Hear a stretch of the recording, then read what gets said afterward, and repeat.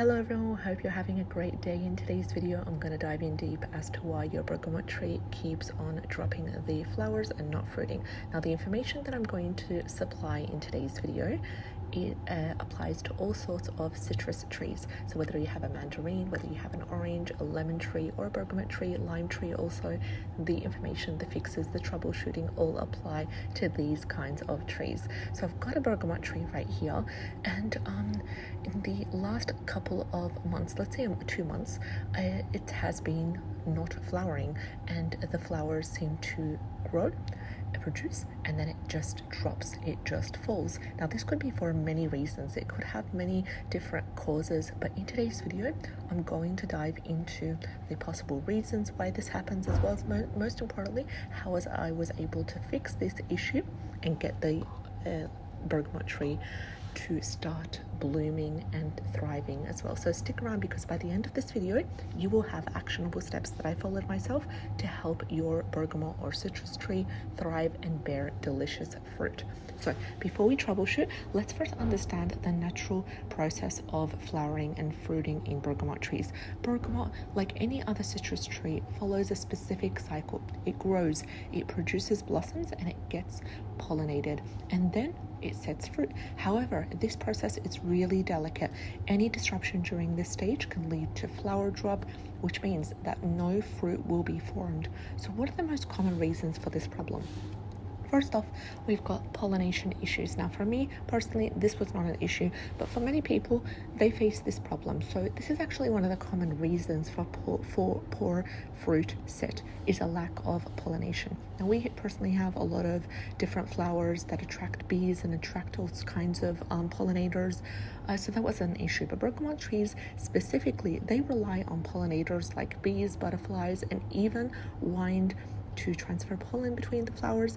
If the pollination does not happen, what happens here is that the flowers will not develop into fruit. They'll simply fall off, or they'll dry off, or they'll die off in that way.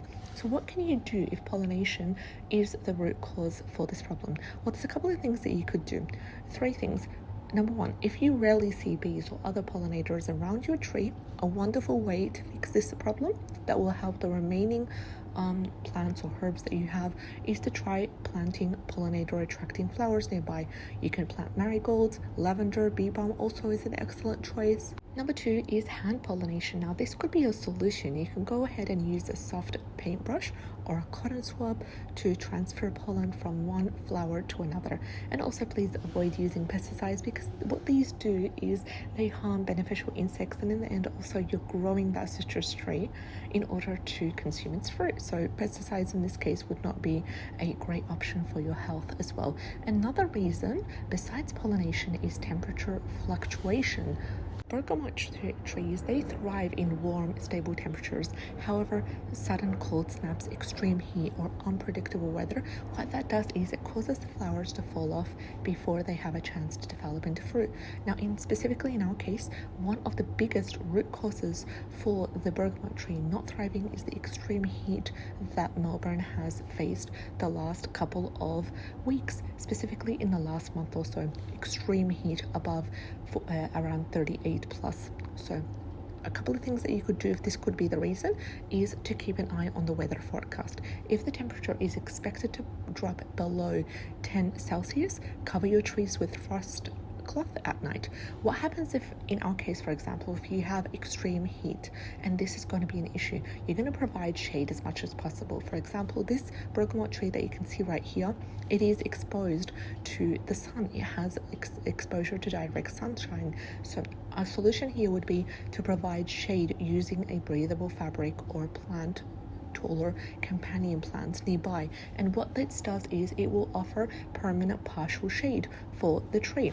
Another thing is mulching around the base of the tree. This really can help to regulate the soil temperature and retain moisture. So what we did is we did the mulching, we gave it some blood and bone fertilizer, and we also used shade using a breathable fabric that we got.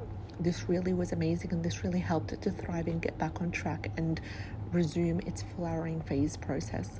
A third reason is watering problems. Now, this could be overwatering or it could be underwatering, and water is really important for all kinds of plants, but the wrong watering habits, that can stress out your tree. It can cause it to shed flowers prematurely. So bergamot trees in specific, they need deep but infrequent watering. The soil should always be moist but not waterlogged. So make sure that you offer deep watering. If you are overwatering, you need to allow the topsoil to dry out slightly before the next watering session, and make sure that your tree is planted in well-draining soil. So what happens if you are underwatering? Well, underwatering can also be an issue. You need to look for curled or wilting leaves. This is a sign that your tree needs more consistent hydration. So if you notice the leaves have started to curl up, if they're wilting, if they're changing color, a big sign could be underwatering.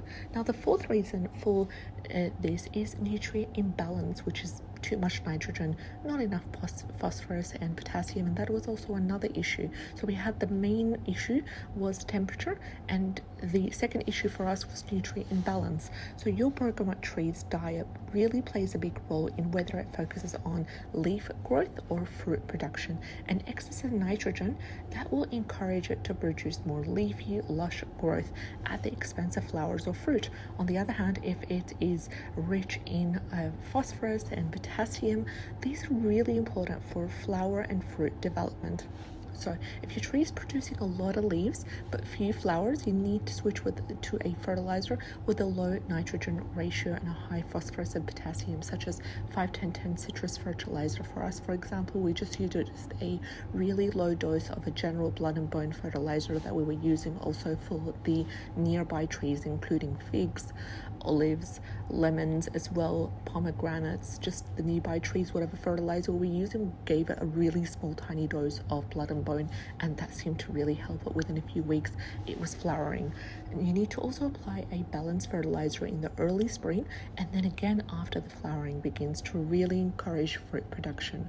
Another thing is you can supplement with organic options. We've got banana peel, we've got bone meal. This will provide it with phosphorus. You can also use wood ash, because wood ash would provide it with potassium. Now, all this stuff you can either do it, homemade recipes, for example, the banana peels fertilizer, or you could buy it from the horticulture store nearby.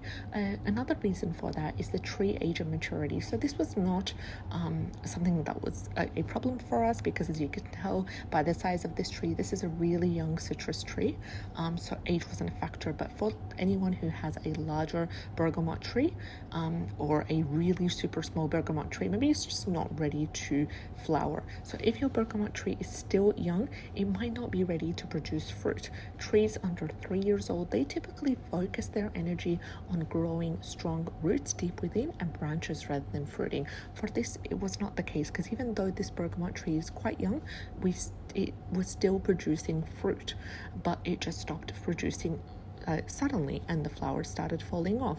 So it wasn't because of the age. Now, what happens if it's because of the age? If it's either too young or if it's too old? The key here is to be patient if it's too young, because most citrus trees, they begin producing fruit between 3 to 5 years old.